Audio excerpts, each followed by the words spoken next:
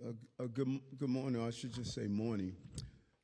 When you have 12 people shot in your city, a mass shooting of second in a few weeks, it's just impacts and reinforces why we do this work of going after guns off our streets. And I just really want to thank the police commissioner and the men and women of the New York City Police Department, Pastor Morose, Commissioner Howard of DYCD, and A2 Mitchell from Man Up, who just has been a real partner around the issues around gun violence. It's almost 2019, we had 12 people shot in Brownsville. I remember walking with A.T. Mitchell throughout Brownsville and Pastor Morose as we looked at that issue back then, and now we're back with this shooting of this magnitude that took place in July. This took place here, as you know, in August. Last night, we lost 3 New Yorkers and 9 more are in the hospital after a horrific act of gun violence at a nightclub in Crown Heights. Today, while, of course, we mourn the victims and pray for their families and their community, we are calling on the public. We need your help. We need your help. If you were inside the club, if you heard individuals talking about this shooting, if you witnessed someone fleeing the location, every piece of information will allow us to put the puzzle together to solve this crime. If you witnessed the event, or if you have information, please call Crime Stoppers, 800-577-TIPS, T-I-P-S, 800-577-TIPS.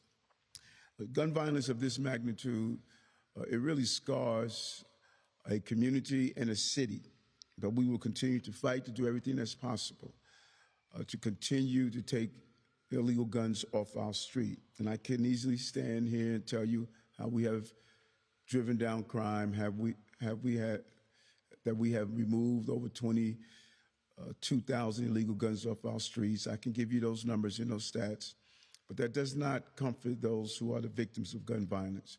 What I can tell you, we will continue our aggressive pursuit to remove these illegal guns off our streets.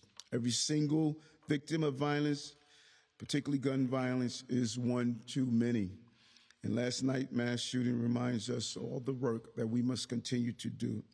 And the NYPD and our partners in our faith-based community and our crisis management teams, we have mobilized them to immediately respond to this incident, as well as work with the friends and families of victims to stop any potential retaliatory action. We're always concerned after a shooting. The retaliatory shootings will follow if we don't get on the ground with our crisis management team and other partners. The commissioner of DYCD, Commissioner Howard and A.T. Mitchell, they will be coordinating to see how do we continue to get our crisis management team out to be activated and respond to this immediately. I also communicated with Pastor Morose. We, unfortunately, will have to mobilize a mass shooting plan. He's going to be put in charge of getting all our partners together so we can mobilize around these mass shootings. As I stated, this is the second within weeks, and we don't want this to turn into a normal course of doing business of violence in our city. And CMS hospital responders will be dispatched to Kings County Hospital, Brookdale Hospital, and Maimonides hospitals where the shooting victims are receiving medical attention. And we want to thank those hospitals for their quick response.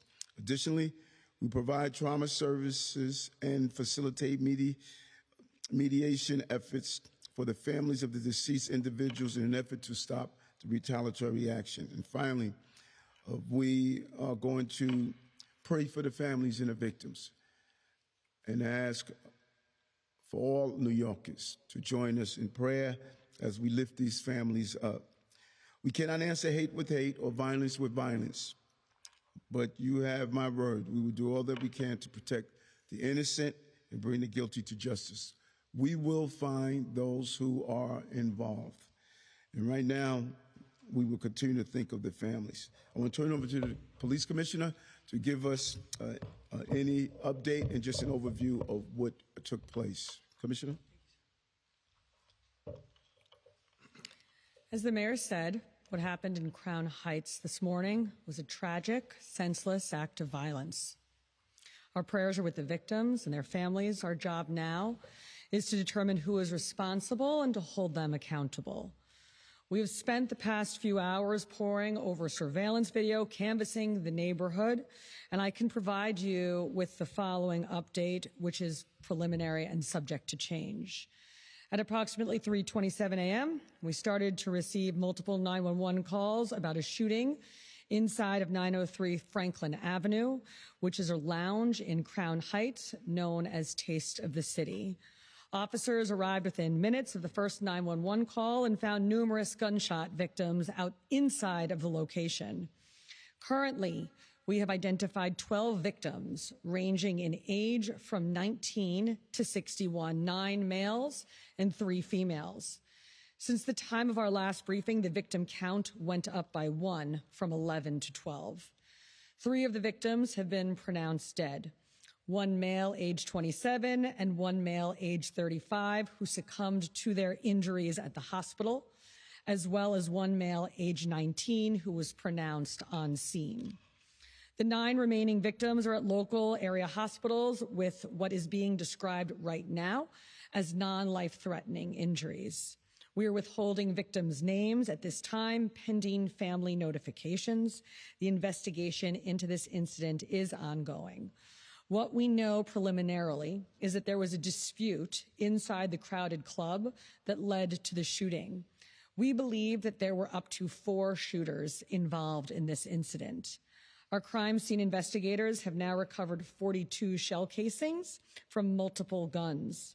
The shell casings appear to be from 9mm and .45 caliber weapons. At this time, no one is in custody, and the shooting preliminarily appears to be gang-related. Our detectives have recovered a firearm in the vicinity of Bedford Avenue and Eastern Parkway. We are investigating whether that firearm is tied to this shooting incident. As the mayor said, anyone with information is urged to call Crime Stoppers at 1-800-577-TIPS. Thank you. I'll now turn it over to Pastor Monrose. And thank you, Commissioner, and thank you, Mayor Adams, for your continued leadership on showing the humanity side of the business of running a big city like New York. Today is a summer day, of course, of worship across congregations in Crown Heights and New York City who have gathered to worship and pray. We are reminded of the frailty of human life and the reckless and deadly behavior of those who are armed with illegal guns respect to human life.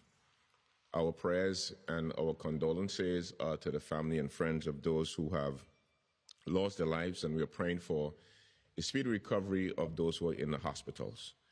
May we take a moment to have a moment of silence as we remember the victims and also remember those who have lost their life even this year.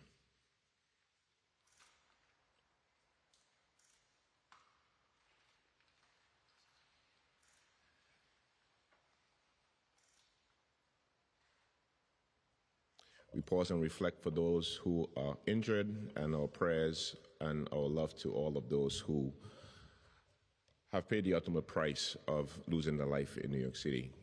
We will be providing clergy care throughout the coming days, and I want to also recognize and thank Commissioner Keith Howard for providing the support, and also now I'll turn it over to A.T. Mitchell-Mann, who will have some comments. Good morning. A.T. Mitchell-Mann, again from Man Up Incorporated, one of the crisis management system organizations in Brooklyn, New York, a part of the citywide crisis management system. I'm here joined by other fellow colleagues of mine alongside the system, as well as my colleagues here in government. And I'm speaking on behalf of the community at large in Brooklyn right now, and not the entire city. I'm more than sure as folks woke up this morning, everyone heard the sad news that we were very taken aback because this summer has been relatively going quite well throughout in terms of the different things that community has been doing. But this morning we woke up to the sad news, and it made us really question, what is really going on in our city in some cases. And we are outraged. The community is outraged. This is a mass shooting, just as the mayor spoke about, similar to when we were together back in 2019, that took place in Brownsville, Brooklyn. And our community's response and our position is just the same. We will be denouncing this incident. We are denouncing senseless violence. We do not, think that this is a way that one needs to resolve their conflicts if that's what they chose to do. But now we step aside and we allow for our colleagues in the police department to do their job. But we have been, as a system, we've been responding ever since the call has been made. Our hospital responders are, as the mayor mentioned, on location at the hospitals right now, working with the families. Our men and women who are violence interrupters are also at work right now, as said, trying to prevent any forms of retaliation. And so we are going to do our part. I just want to end by saying my condolences to the families of those that lost, and also to the family members who are recovering at the hospital. But this is a mass shooting. This happens, as you said, this is the second one in a couple of weeks. So mass shootings require mass resources. And so we look to go into that area of Crown Heights and to be able to pour those resources within that area. And we're looking forward to everybody else's collaboration going forward. Thank you.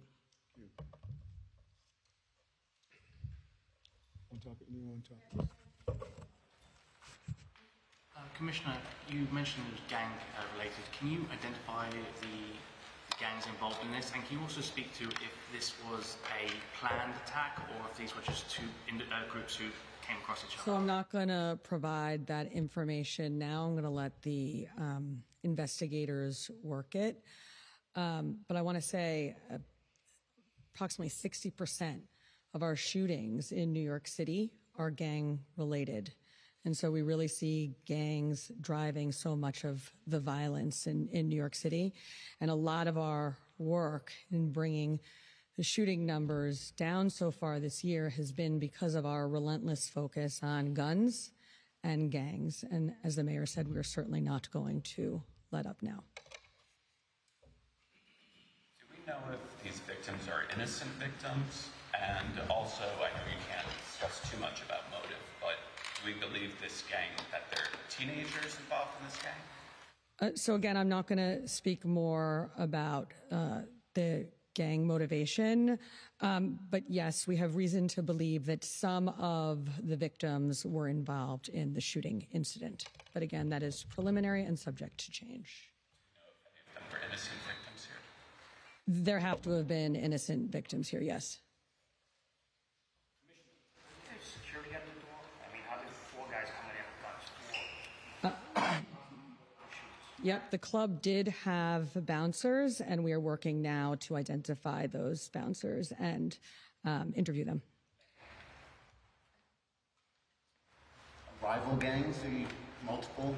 As I said, I'm not going to comment more on the gang relation here. But anytime we have gang violence, we always immediately think about retaliation and how we plan for that.